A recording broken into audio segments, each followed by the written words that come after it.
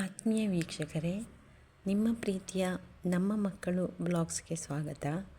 ನಾನಿವತ್ತಿಲ್ಲಿ ಕುಂಬಳಕಾಯಿ ತಿರುಳು ಮತ್ತು ಗೋಧಿ ಉಪಯೋಗಿಸಿ ದೋಸೆ ಮಾಡಿದ್ದೀನಿ.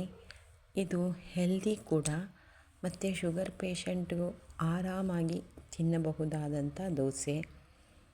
ಇದಕ್ಕೆ ನಾನು ಕರಿಬೇವಿನ ಸೊಪ್ಪಿನ ಚಟ್ನಿ ಮಾಡಿದ್ದೀನಿ. ಇದನ್ನು ತುಂಬ ಮೆತ್ತಗೆ ಮಾಡ್ಕೋಬಹುದು ಮತ್ತು ಗರಿಗರಿನೂ ಮಾಡ್ಕೋಬೋದು. ಗರಿ ಹಾಕಬೇಕು ಅಂದರೆ 2 ಸ್ಪೂನು ಸಕ್ಕರೆ ಹಾಕಬೇಕು. ಇದು ನನಗೆ ನಮ್ಮಮ್ಮ ಹೇಳಿಕೊಟ್ಟಿರೋ ಅಡುಗೆ. ನಾನು 3 ಲೋಟ ಗೋಧಿ ನೆನೆ ಹಾಕಿದ್ದೆ ರಾತ್ರಿ. ಜೊತೆಗೆ 1 ಲೋಟ ಅಕ್ಕಿ, 2 ಸ್ಪೂನ್ ಮೆಂತೆ ಚೆನ್ನಾಗಿ ತೊಳೆದು ವಾಶ್ ಮಾಡಿ ಮತ್ತು ನೀರು ಹಾಕಿ ನೆನೆಸಿದ್ದೆ. ಜೊತೆಗೆ ಕುಂಬಳಕಾಯಿ ತಿರುಳು ಎತ್ತಿಟ್ಟಿದ್ದೆ. ನಾವು ಬಿಸಾಕ್ಬಿಡ್ತೀವಿ ಅಲ್ವಾ, ಅದನ್ನು ಎತ್ತಿಟ್ಟಿದ್ದೆ. ಅದನ್ನು ಬೀಜ ತೆಗೆದು ಇಟ್ಕೊಂಡಿದ್ದೀನಿ.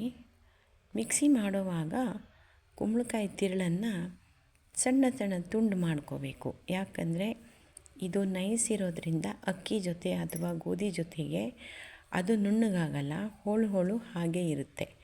ಹಾಗಾಗಿ ಮೊದಲು ಕುಂಬಳಕಾಯಿ ತಿರುಳನ್ನು ಮಿಕ್ಸಿ ಮಾಡ್ಕೋಬೇಕು. ಆಮೇಲೆ ಗೋಧಿ ಹಾಕಿ ರುಬ್ಕೋಬೇಕು. ಎಷ್ಟು ನೈಸ್ ಆಗುತ್ತೆ ಅಷ್ಟು ನೈಸಾಗಿ ನಾವು ಹಿಟ್ಟನ್ನು ರುಬ್ಕೋಬೇಕಾಗುತ್ತೆ. ಇದು ನನಗೆ 2 ದಿನಕ್ಕೆ ಬರುತ್ತೆ. 3 ಲೋಟ, ಟೋಟಲ್ 4 ಲೋಟ ಆಗಿದೆ. ಸೊ 2 ದಿನಕ್ಕಾಗುತ್ತೆ. ನೋಡಿ, ನೈಸಾಗಿ ನಾನು ರುಬ್ಕೊಂಡಿದ್ದೀನಿ. ಇದಕ್ಕೆ ರುಚಿಗೆ ತಕ್ಕಷ್ಟು ಉಪ್ಪು ಮತ್ತು ದೋಸೆ ಕನ್ಸಿಸ್ಟೆನ್ಸಿ ನೋಡಿಕೊಂಡು ನಾವು ನೀರು ಹಾಕಬೇಕಾಗುತ್ತೆ.